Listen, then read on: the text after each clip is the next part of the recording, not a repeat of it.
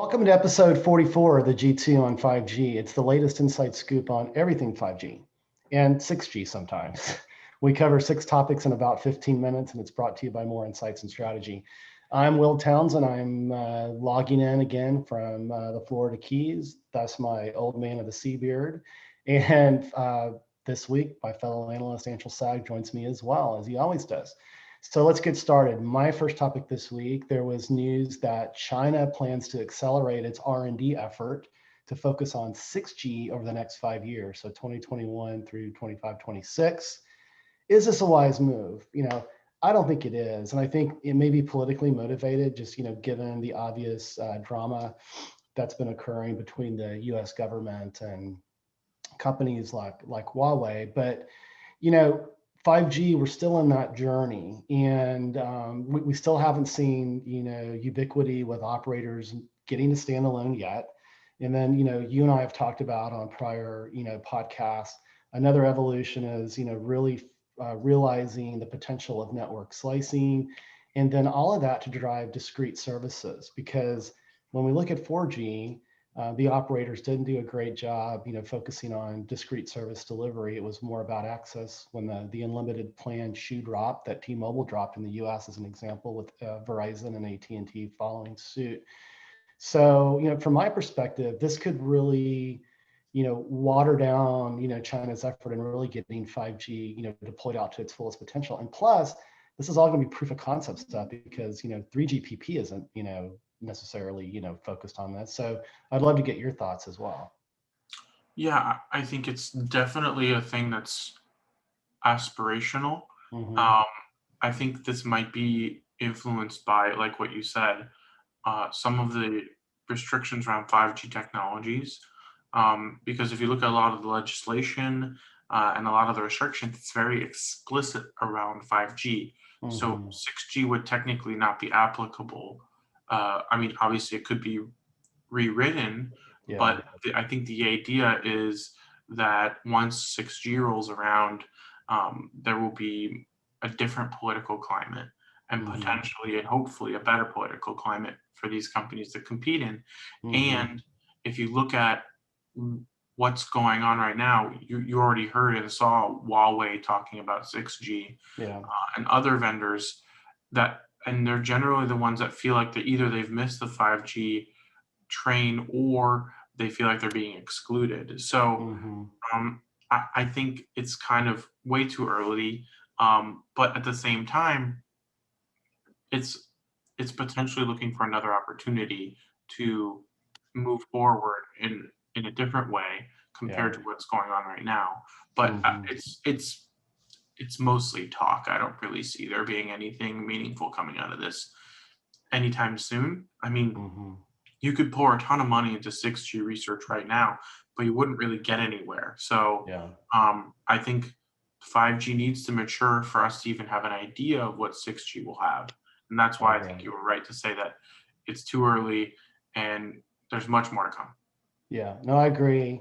You mentioned Huawei. So they actually, made an announcement that, they recently kicked off an initiative to license their intellectual property tied to 5G, right? And I think I read over 3,000 patents. So Huawei has contributed significantly to 5G, but again, because of the entity listing and that sort of thing, they've really been shut out of a lot of that. So yeah, so I think, and this is the Chinese government that's, sort of really driving this, and it's sort of in the name of digitizing China, but certainly, 5G is going to accomplish that as well. So we will definitely keep our eyes and ears open and report back on future podcasts. But let's move to your first topic this week.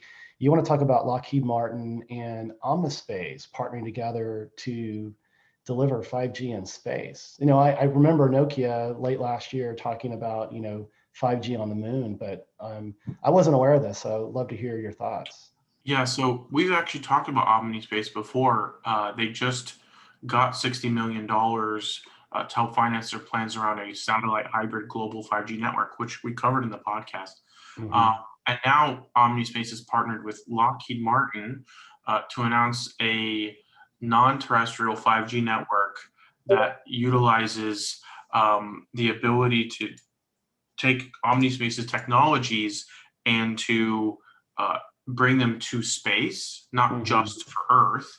Yeah. And Lockheed Martin is kind of, I feel like this is one of them kind of being, the U.S. government's contractor of choice for a lot of things. Yeah. And they are kind of latching onto the thing we'd also mentioned in the podcast, that the Air Force had been looking for different vendors to give them quotes and different RFQs, RFIs, all those kinds of things to bid for a 5G network in space. So obviously the 3GPP network and standard can support this theoretically, but I have a feeling there will probably have to be some kind of modifications to the 5G network for it to work in space. It'll probably require entirely new chipsets that are rad hardened and will be able to operate in space. But I have a feeling that it will significantly improve the reliability and throughput of communications in space, because I think it's been quite a while since they've been updated. Well, I think, you mentioned, the need for hardening, those chipsets and those sorts of things for the confines of space, right? Like extreme temperatures and, lack of gravity and that sort of thing. There could be some lessons learned with that are deployed on, stuff that's developed here, I would think too, right? Wouldn't you agree with that? Yeah, I mean, if you're doing stuff like mining uranium or cleaning up some kind of toxic sites, you'll definitely want to have more rad hardened mil spec, whatever you want to call I mean, it. I know for a fact that some rad hardened hardware that was intended for space has also been used on Earth for extreme conditions. Yeah. Interesting. Well, we'll keep our eyes and ears open on that one as well. Let's move to my second topic this week. And T-Mobile announced that they're opening a new lab. They're calling it their 5G Open Innovation Lab. And I've spent time in Seattle at their Customer Experience Center, which was really sort of serving as their showcase for proof of concept. It was about a year ago. I spent time there before the COVID travel lockdowns, and saw several different demos involving drone delivery and that sort of thing. So this is really a step in the right direction for T-Mobile from my perspective. Again, as they integrate the Sprint assets, not only Spectrum, but also the executive team and Mishkin Dinigan and John Saw. This is going to allow them to really birth, from my perspective, practical use cases, and that's going to drive the service delivery. And that's really, from my perspective, how operators like T-Mobile are going to get the job done. Verizon has had, their one proof of concept in, the Alley, which is in Chelsea. It's a borough of New York. I spent time there as well. They recently announced that they're expanding those proof of concept labs. I think they're up to about 6 now. And AT&T, I've spent a lot of time with AT&T. They have, obviously, with their AT&T Labs effort, they have a significant footprint in driving R&D, and they're very focused on verticals as well, within healthcare, retail, education. And I actually, before the Foundry program was sort of folded into the broader labs effort, I spent time in places like Dallas, where they have that's their IoT sort of proof of concept. Palo Alto was doing quantum computing and quantum networking. And then I spent time in Israel a year and a half or so ago, and spent time with them. And obviously, based on the Israeli DNA, a lot of things around security and that sort of thing. So I give AT&T the edge. They've had the most mature lab effort. And so, but I think, again, this is good news to see T-Mobile doing this, because I really think it's going to allow them to continue pushing their momentum against the business service opportunity. So any thoughts there from your perspective? No, I think it just shows the maturity of T-Mobile's business efforts, and that they realize that they have to have this kind of lab infrastructure to encourage new partners to explore the capabilities of their 5G network, especially considering that they're going to be the ones that have the best coverage for the foreseeable future. And coverage is the most important thing when it comes to a lot of these business use cases. Obviously reliability is a huge thing as well, but if you don't have coverage, you don't really have a use case. So it'll be really interesting to see how they approach this moving forward in long term. Yeah, I agree. And, I'm hoping that you and I get an opportunity, like when, travel starts lifting, that we can actually get out to this lab and spend some time with the T-Mobile team. So let's move to your second topic this week. And I made a reference to this in my opening around, 5G and standalone. It seems like AT&T and Verizon's timelines are shifting out, right? Yeah, so I actually did my 5G report that released last week, part 2. And now we're fully released with both parts. And one of my predictions was that we will see a lot of standalone 5G networks launching this year. And that was based on the expectation, the public information that both Verizon and AT&T were planning to have their 5G standalone networks rolled out this year. And those timelines have shifted, and neither company will fully commit to a complete rollout of a standalone core 5G network this year. I have a theory there, but go on. And I listened to both Verizon and AT&T's conversations around it and read some coverage, and it seemed like AT&T was trying to say that devices were not ready, and that's why silicon, I recall as well. Yeah, right? And it's like the devices exist. They've existed since the beginning of the year, and there were some fair criticisms about what standalone benefits could be gained last year, but this year with devices being fully compliant, it's kind of a moot point. So if you're not rolling out this year, I'm not really sure what argument you have anymore. Yeah. But that said, I'm hoping that it's just a small, Q1 or Q2 22 thing.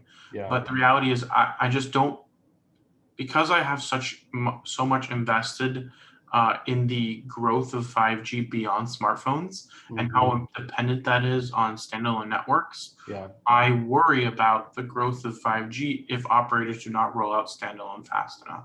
Yeah, and just for our listeners and viewers that maybe aren't technical, standalone marries 5G core with 5G RAN, and it really delivers on the true promise of 5G. I have a theory, why AT&T and Verizon are putting up, maybe not pausing it, but one of the rationales for it being delayed could be around their C-band auction assets, and maybe a reprioritization for them to get that upper mid-band deployed ahead of standalone. I don't know. It's just it's a possibility from my perspective. What's interesting is one of the Verizon EVPs, Ronan Duan, basically said that they're prioritizing C-band in 2021. So that's kind of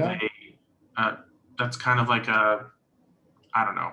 To me, it looks like they're trying to say that they're prioritizing rolling out a $45 billion asset over having standalone. But I just don't see how any application for business will work without standalone. Yeah, for sure. Yeah, especially from a latency perspective. I mean, a lot of the enterprise applications are going to be very real-time, high-resolution video intensive. So, but we'll keep our eyes and ears open here as well. But let's move to my third topic this week.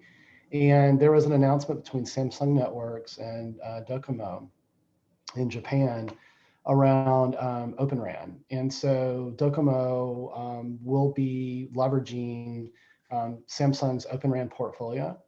And again, traditionally Samsung has not been strong in RAN, but as they've branched out of their core, South Korean market, and with a lot of help from Verizon, if you recall, they've been a part of Verizon's fixed wireless access deployment as well as their mobile deployment. this really, provides them, I believe, some more momentum to really kind of grow their RAN business. And, OpenRAN is a serious consideration. It's got, very disruptive capabilities from a CapEx perspective, especially when, operators are having to spend billions of dollars, to roll out spectrum. So I think this is good for Samsung. It's going to put some, momentum as they continue to build that out. And it's no secret, Nokia has also been a very strong proponent of OpenRAN. I think with their new CEO, Pekka Lundgaard, they're putting everything on, kind of the table to drive revenue, right? And to kind of get out of this, like kind of this ebb and flow of, financial performance that they've had, over the years. Now, when you look at the other two, big incumbents and Huawei and Ericsson, they're not quite as bullish on OpenRAN. I think they have more to protect from a revenue and a profitability standpoint there. But eventually, all of these all of these infrastructure providers are going to have to provide a solution, because it's going to be table stakes. So, What are your thoughts?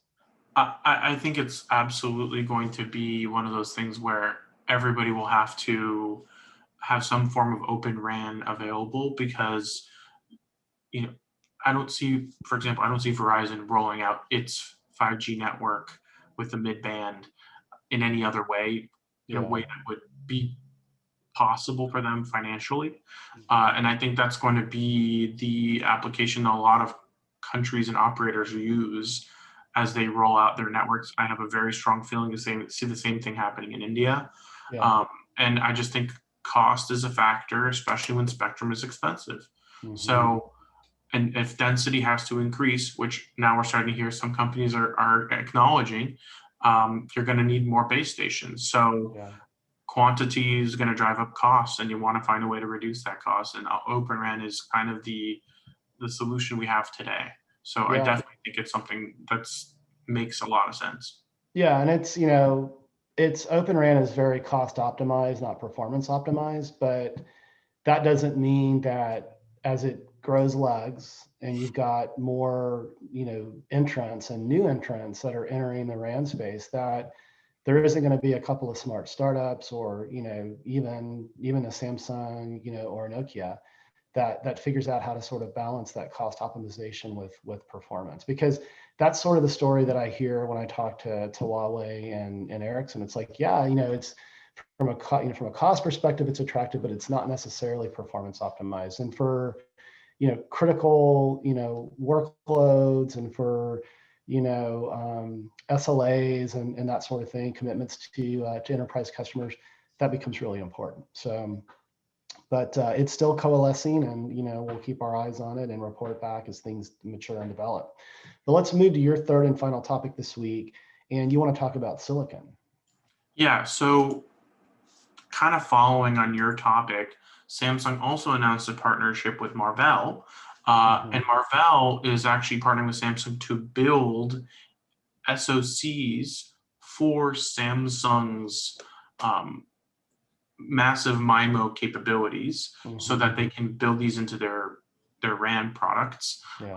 And these new SoCs will support both 4G and 5G simultaneously, and can save up to 70% in chipset power consumption. So that's a pretty big opportunity, and it will be targeted for market introduction to tier 1 operators in Q2 of this year. So that's coming very quickly. And I mean, Marvell is kind of one of the primary providers of silicon in the industry, and this kind of sounds like a semi-custom application for Samsung's massive MIMO and other advanced radio technologies.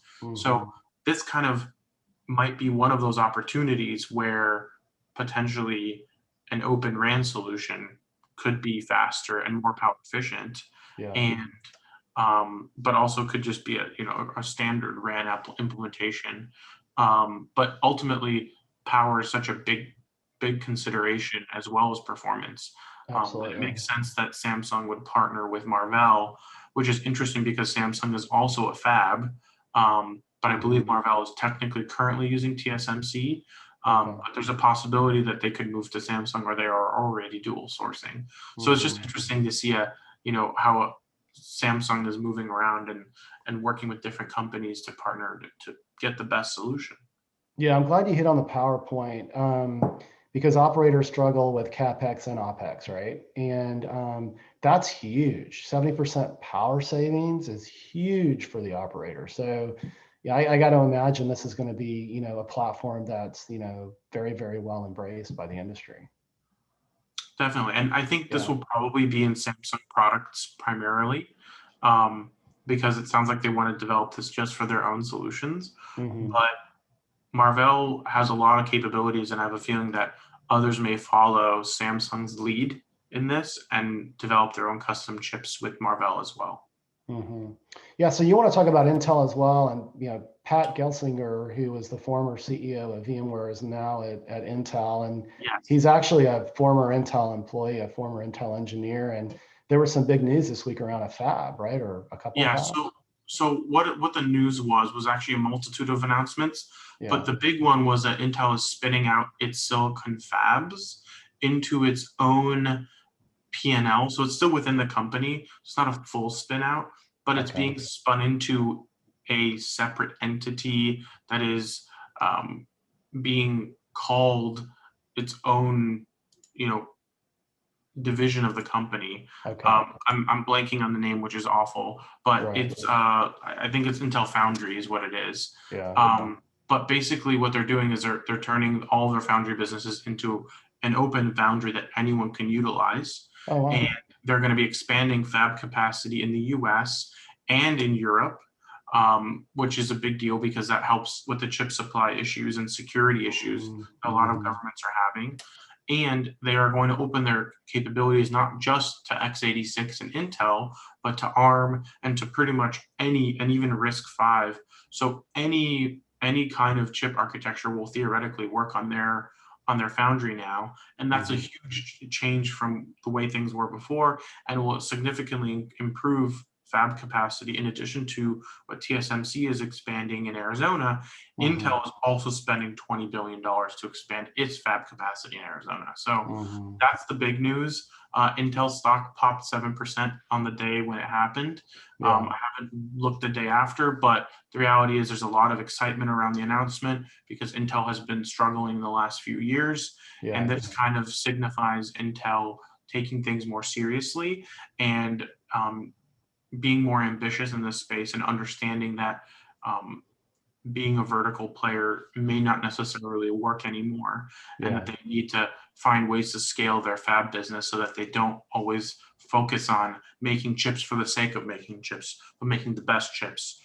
Mm-hmm. Mm-hmm. And that's really what I think is something that we'll probably start to see more of pretty soon, because there might be some more chip announcements coming down the pipeline soon. Yeah, yeah, I think there are just around the corner. We may actually be reporting on some of those in our next podcast. Well, it's great to see, Pat, really shaking things up there at Intel. I think they needed to do that because, to your point, they sort of, stalled, over the last couple of years, and they've had kind of a revolving door of, of upper management. And so, Yeah, and it's good yeah, that they brought him back because he was, when he was CTO, he was kind of the heir apparent, and the yeah, fact that he didn't get the job, I think, was one of the reasons why he went to VMware. So right. I think him coming back has really re-energized the company and given them new life. I agree. Well, hey, buddy, another great podcast this week. Why don't you take us home? Absolutely. We hope our viewers and listeners found this week's topics interesting. If anyone out there would like to provide us insight on a specific 5G topic for a future podcast, please reach out to us on social media. Will is at Will Town Tech, and I'm at Anshel. We hope you have a great weekend, and please tune in again next week.